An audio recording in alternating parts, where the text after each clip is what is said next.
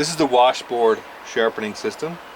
It has an acrylic top plate, which is textured, has a wood support block underneath it. It comes with essentially two mounting blocks, various sandpapers, paper, and a polishing or buffing compound.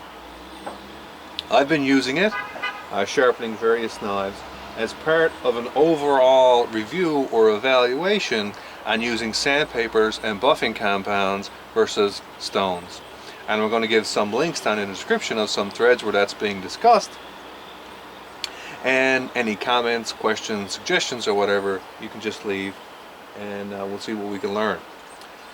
Now, the challenge is going to be slightly different than previous challenges, where essentially I proposed a problem and people try to figure out a solution. In this challenge, you basically send me an email and say that you want to participate with your mailing address. I will then send you out various sheets of paper that have abrasives on them. You then have to use them and then try to figure out what abrasives are on the paper. Now, I will give you two hints. First hint is that some of the papers may contain common abrasives that everyone uses and discusses. Some of the papers may contain very expensive abrasives that are not traditionally used to sharpen knives and that no one has actually talked about.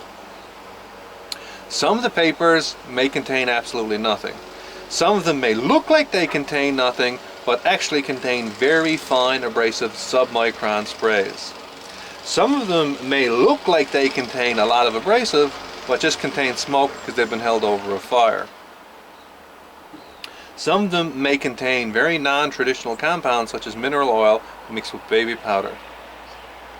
The second hint is that the first hint may or may not be true. In regards to the scoring system, it basically has a penalty bias. What that means is you get a penalty for guessing wrong. Because this, and the challenge series in general, is about knowing, not just about blindly guessing.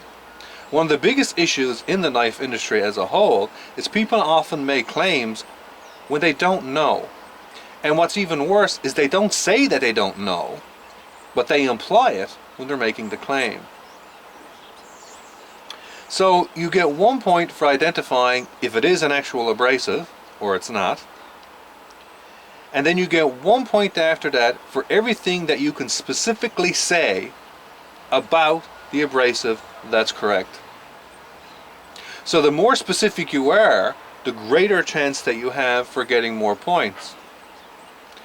But if you get any one of them significantly wrong, you get 0 points. So for example, if you said, yes, it's an abrasive, 1 point. If you say, well, I think it's one of the ultra hard abrasives like cubic boron nitride or diamond, and it is cubic boron nitride or diamond, you would then get an additional point. If you actually went out and said, I know absolutely it's cubic boron nitride, and that was correct, you would then get additional points over saying it's cubic boron nitride or diamond. Again, the more specific you are, the more points you will get. But if you get any of them significantly wrong, you get 0. And in real life, that's the way it works, boys and girls. You don't just throw out a whole big wide blanket of claims and see what sticks. No one listens to people who does that. So this is about knowing, and it's about doing experiments so that you can know. Again, don't take this overly serious. It's meant to be fun.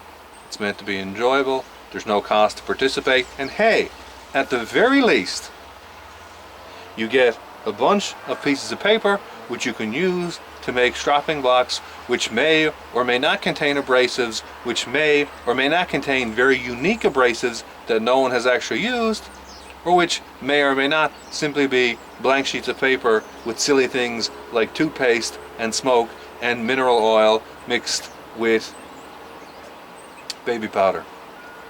So that's the challenge. Hope people enjoy it. Only costs an email to enter.